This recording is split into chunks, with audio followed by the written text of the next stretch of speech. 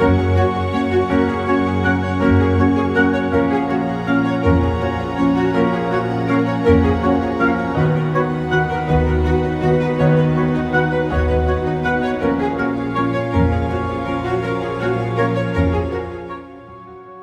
FlossTube. Almost to the end of my 12 days of Flossmas. Tomorrow is New Year's Eve, and it will be the last day for Flossmas for me. Let's have tea. First tea. It's a little hot. Harney and Sons again. Williamsburg ginger cake.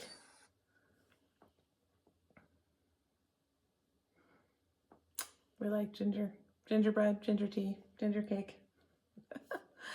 This one actually is different than the other one that I showed you earlier. It was gingerbread. This one, cloves, cinnamon, molasses. It seems like it should be the same, but it's not. So we get them both.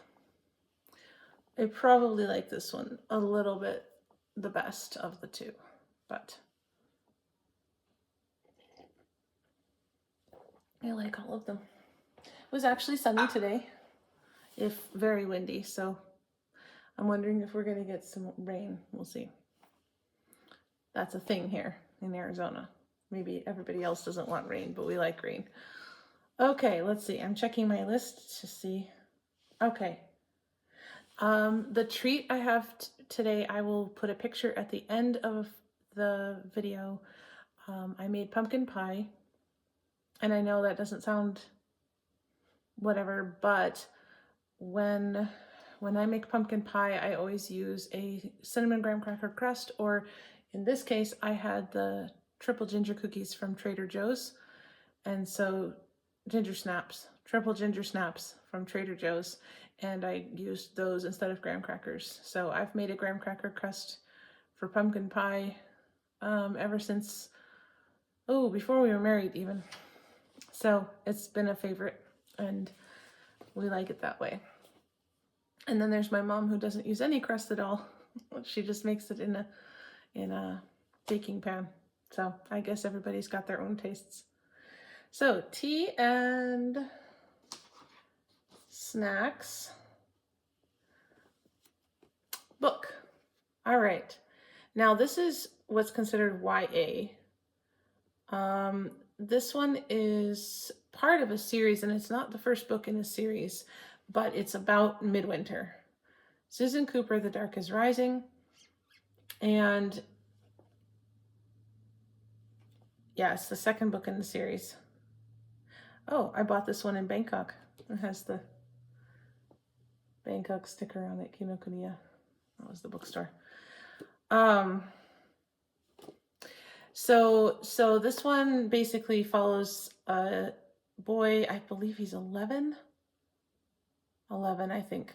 And so he has to learn magic to vanquish the dark magic at the turn of the year. So it's like a winter solstice story. And last year I heard a suggestion that if you read one chapter a day starting on December 1, that you would finish it either on the solstice or on Christmas Day. So I did that. So that was fun, although that's not generally how I read books. I usually read books in gulps and whole books rather than doling it out a chapter at a time. So that was difficult, although I've read it before. So anyway, so I enjoyed that. And the series is nice. It taps into a lot of Arthurian legends. They're set in England. So it's cool. If you like Arthurian legends and you haven't read that, even though it's for kids, it's good writing.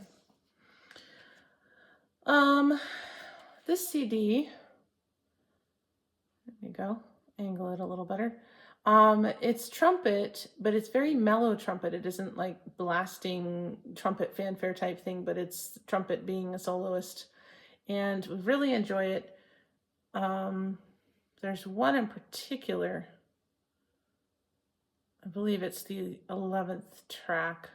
I'll listen to them and I'll put our favorite track as a link down below. But there's some less common Christmas songs on here, and And just different versions because, you know, after you've been listening to Christmas music for at least a month, you get tired of hearing the same thing. This is the, whoa, there we go, the trumpeter and the organist there. I'm sure you can tell which is which. Anyway, so that's one we enjoy every year.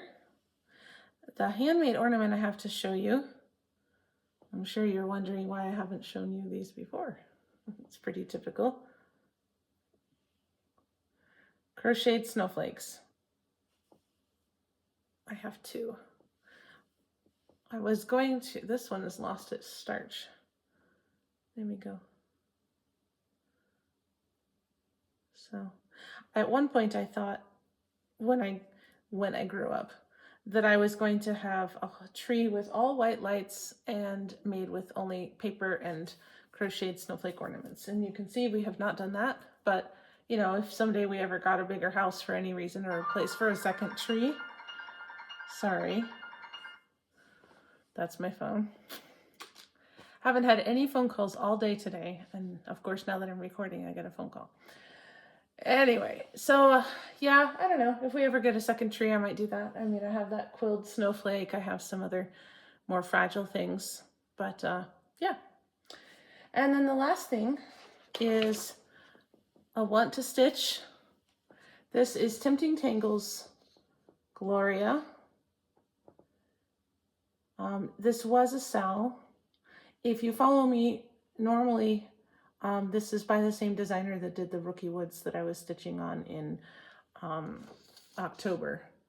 So she puts them out as, you know, small 12-piece or 20-piece sals, and then you get the whole thing at the end, of course. And so this was one, as you can see, from 2020.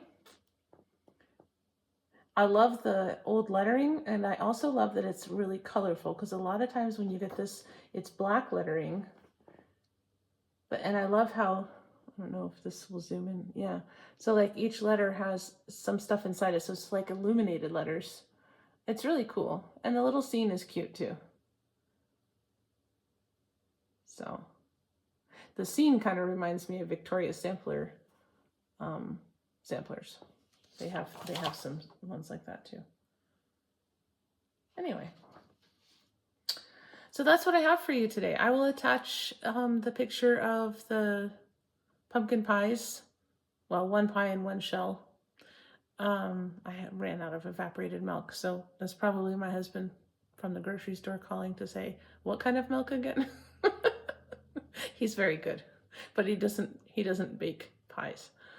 Anyway, he makes sourdough though, so we'll keep him around. And I will see you tomorrow for New Year's Eve. Have a wonderful rest of the day.